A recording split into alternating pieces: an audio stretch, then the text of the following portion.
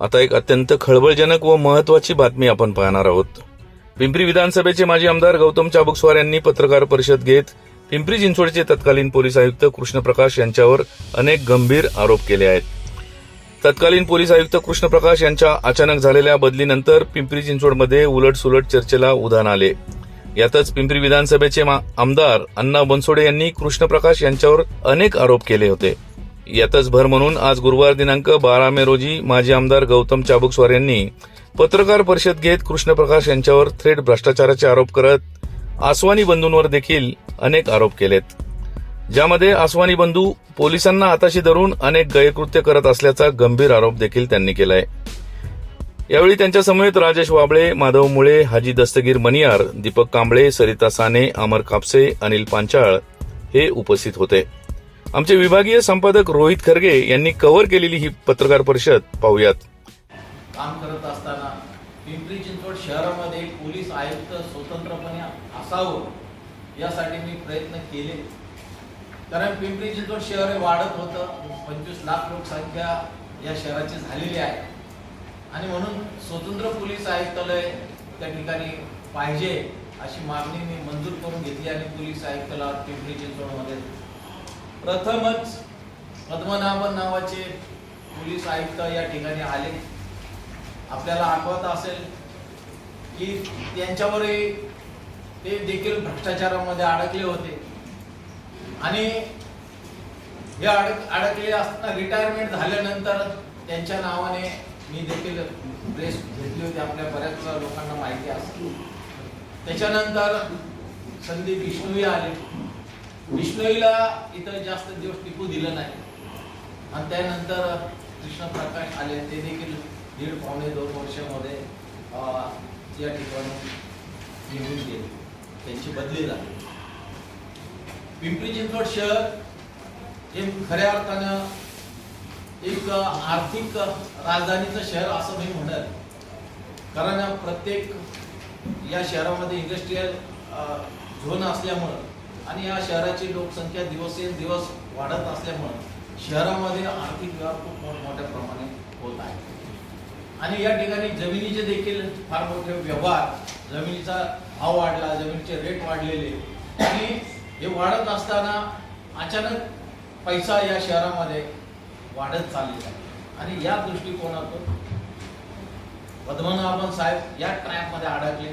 काही बिल्डरांच्या लॉबी आहेत या पिंपरी चिंचवडमध्ये, अशा लॉबी आहेत की त्या आयुक्ताला कॅच करतात, आयुक्ताला फुलाचा गुच्छ देतात, नंतर गिफ्ट द्यायला सुरुवात करतात, नंतर आयुक्तांची ओळख वाढवतात, नंतर अनेक प्रकारे त्यांना व्यवहारामध्ये सामील करून घेतात, त्यांना व्यवहारामध्ये भागीदारीचा हिस्सा देतात आणि त्यांना भ्रष्टाचारामध्ये त्यांना लिप्त करण्याचं काम या ठिकाणचे पिंपरी कॅम्पातील काही आसवानी कंपनी, ही आसवानी कंपनी पद्मनाभन, त्याच्यानंतर संदीप बिश्नोई, त्यानंतर कृष्णप्रकाश यांच्या माध्यमातून हा जो मोठा भ्रष्टाचार झाला, यामध्ये अनेक शेतकऱ्यांच्या जागा पोलिसांनी आयुक्तांना हाताशी धरून अक्षरशः ताब्यात घेतल्याने या बिल्डर लोकांच्या लक्षात घातलेले असे अनेक शेतकरी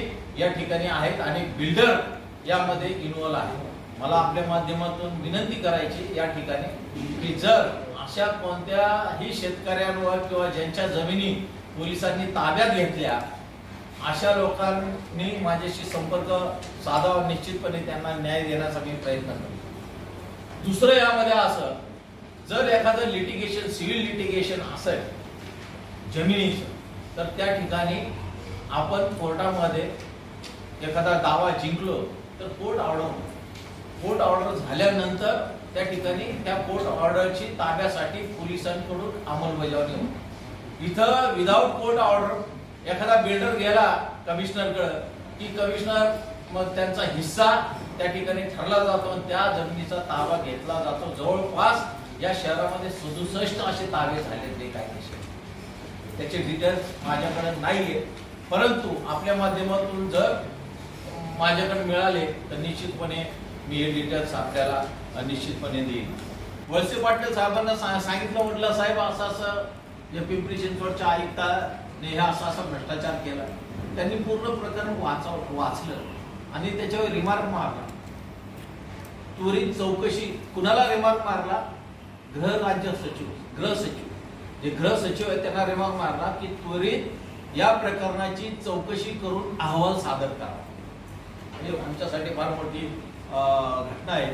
त्वरित चौकशी करून अहवाल सादर करावा अशा प्रकारचे रिमार्क त्यांनी मला आश्वासन दिलं की आम्ही या प्रकरणाची पूर्ण चौकशी करू. मुख्यमंत्र्यांची काय माझी भेट होऊ शकली नाही, परंतु मी जो ईमेल पाठवला होता त्याचं उत्तर त्यांनी या ठिकाणी दिलेलं आहे आणि त्यात सांगितलंय की हे तुमचं जे प्रकरण आहे हे प्रकरण मी गृह मंत्रालयाकडे मी पाठवलेलं आहे आणि काल प्रत्यक्षात त्यांच्या पीएला देखील भेटून मी त्याची हार्ड कॉपी त्यांना दिली. तर अशा प्रकारे या शहरामध्ये जे पोलिसांचं काम आहे, पोलिसांची जी न्याय सुव्यवस्था राखण्याचं काम आहे ते सोडून पोलीस फार मोठ्या आर्थिक घोटाळ्यामध्ये या ठिकाणी फसले. अनेक बलात्कार झाले, खून झाले. मला पश्चाताप वाटतो या ठिकाणी आयुक्तालय आणून खून झाले अनेक. हे आयुक्त आल्यापासून अनेक खून झाले, अनेक बलात्काराची प्रकरणं झाली, अनेक किडनॅपिंगची प्रकरणं झाली, मंगळसूत्र चेन स्नॅचिंगची प्रकरणं. काही लक्ष नाही. तुम्ही बघा, तुम्हीच पत्रकारांनी लिहिलेलं आहे की हे आयुक्त आल्यापासून गुन्हेगारीमध्ये खूप मोठी वाढ झाली. आणि मग हे त्यांचं काम जे आहे ते काम न करता त्यांनी ह्या बाजूने पैसा कमावा. दारूचे धंदे, मटका याच्यातून लगेच समजतं की या पोलिसांना एवढ्या हत्या जातात, त्या पोलिसांना तेवढ्या हत्या जातात. मग हे नवीन सिस्टम जमिनीचा ताबा मारून त्याच्यातून उत्पन्न निर्माण करण्याचं काम या ठिकाणी कृष्ण प्रकाश आणि त्यांच्या सहकाऱ्यांनी केलेलं आहे. पत्रामध्ये अनेक आरोप आहेत, तुम्ही ते आरोप पाहिले असाल. कुणी काय आरोप केलेले आहेत. तर त्या संदर्भात सरकार आता चौकशी करणार आहे आणि विशेष त्यांनी गृह सचिवांच्या माध्यमातून, गृह सचिव जे सिनियर IAS असतात त्यांच्या माध्यमातून ही चौकशी होणार. तर अशा प्रकारे पिंपरी चिंचवडमध्ये या शहरामध्ये नागरिकांची जी उत्सुकता होती की ह्या प्रकरणाचं पुढं काय होणार, त्याला वाचा फोडण्याचं काम या ठिकाणी आम्ही केलेलं आहे. कृष्ण प्रकाश यांनी दाखवलं की मी दारूचे धंदे बंद केले, मी मटका बंद केला, मी या सगळ्या गोष्टी बंद केल्या. परंतु दुसरीकडं त्यांनी हा मोठा म्हणजे कोट्यावधीचा व्यवहार जो आहे तो जमिनीच्या माध्यमातून त्यांनी केला. आणि अनेक पार्ट्यामध्ये अनेक सारे पोलिसांचं काम नाहीये एखाद्या फोटो स्टुडिओचं उद्घाटन करणं, एखाद्या किराणा मालाचं दुकान उद्घाटन करणं, हे पोलिसांचं आयुक्तांचं काम नाही. हे जे काम ज्यांचे लोकसेवक आहे, नगरसेवक असतील, आमदार असतील, खासदार असतील, त्यांनी हे काम करावं. पोलीस आयुक्तांचं काय काम आहे? पोलीस आयुक्तांचं काम सामाजिक न्याय व्यवस्था सुरक्षित ठेवण्याचं काम पोलिसांचं आहे. यांनी अतिशय वेगळी पद्धत पोलिसांच्या माध्यमातून यांनी सुरू केली. मग हे येलो पेज जीवन होतं यांचं आणि त्या माध्यमातून अनेक प्रकरणं त्यांची आता एक बाहेर येत आहे. आणि या शहराला लागलेला कलंक आहे. पहिले आयुक्त पद्मनाभन झाले, दुसरे संदीप बिश्नोई, त्यांचा काय जम बसवू दिला नाही या ठिकाणच्या बिल्डर लोकांनी, म्हणून 8-9 महिन्यातच त्यांना इथून काढलं.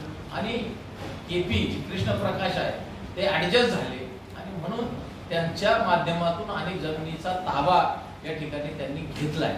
आणि कमीत कमी 5,000 कोटीची जमीन आज पोलिसांच्या माध्यमातून या ठिकाणी या आसवानी कंपनीने त्या ठिकाणी घेतली. तर विषय जो आहे तो विषय असा आहे की पोलिसांना सहभागी करून, पोलिसांना भागीदार करून हा एक महाराष्ट्रामध्ये एक नवीन प्रकारचं एक गणित या येथील बिल्डरांनी केलेलं आहे. आणि म्हणून हे कुठंतरी याचा आवाज सरकारपर्यंत जावा, याचा आवाज मुख्यमंत्र्यांपर्यंत जावा आणि याची चौकशी व्हावी, यासाठी ही खास पत्रकार परिषद या ठिकाणी निघेल. मी काल पोलीस महासंचालक रजनीश सेठ यांना भेटलो आणि त्यांना सांगितलं. ते म्हटले माझ्याकडे हा विषय आलेला आहे, विषय आलेला आहे, परंतु याविषयी मी अंकुश शिंदे जे नवीन आयुक्त आले त्यांना मी फोन केला. अंकुश शिंदे म्हटले जे अशोक डोंगरे आहेत ते जे डोंगरे आहेत त्यांनी या ठिकाणी ते म्हणतात माझी सही नाही या पत्रावर. बरं ठीक आहे, नसू द्या पत्रावर, परंतु कुणी सर्वसामान्य नागरिक पोलिसांच्या आतील गोटातील जी व्यवस्था आहे, काय काय भ्रष्टाचार झालेला आहे ते काय सर्वसामान्य माणूस हे सांगू शकणार नाही. हे सांगू शकेल पोलीस खात्यातलाच माणूस सांगू शकेल. आणि ते जे पत्र आहे ते सत्य आहे असा माझा या ठिकाणी सूर आहे. आणि त्याच्या आधारावर मी माननीय पोलीस महासंचालकांना देखील भेटलो. म्हटलं साहेब, ज्यावेळेस अनिल देशमुख गृहमंत्री त्यांच्यावर 100 कोटीचा आरोप ते आयुक्त परमवीर सिंग यांनी 100 कोटीचा आरोप लावला, कुठलाही पुरावा नाही. त्याच्यावर लगेच ईडीने त्या ठिकाणी इन्क्वायरी केली. त्यांना आज 8-9 महिने झाले त्या आतमध्ये, एकही पुरावा नाही त्याच्यात. कोर्टाने देखील त्यांना जवळपास पुरावा नसल्यामुळे ते सुटतील, परंतु ईडीने त्याच्यावर या ठिकाणी अनेक आरोप लावून त्यांना तसंच अजून डिटेन केलेलं आहे. म्हणण्याचा उद्देश असा आहे की हे देखील आरोप आहे, हे देखील आरोप आहे. आरोप सिद्ध करा. तुम्ही जर केलेलं नाही तर सिद्ध करा, क्लीन चिट घ्या. आमचं काय म्हणणं नाही यामध्ये. तुम्ही एक गृह मंत्र्याला जर तुम्ही आतमध्ये ठेवत असाल तर यांची पण ईडी चौकशी का होऊ नये? यांची पण ईडी चौकशी झाली पाहिजे. यांनी देखील हा 200 कोटीपेक्षा जास्त, 200 कोटीचं आहे नाव आहे, पण त्याच्यापेक्षा मोठा भ्रष्टाचार आहे यामध्ये.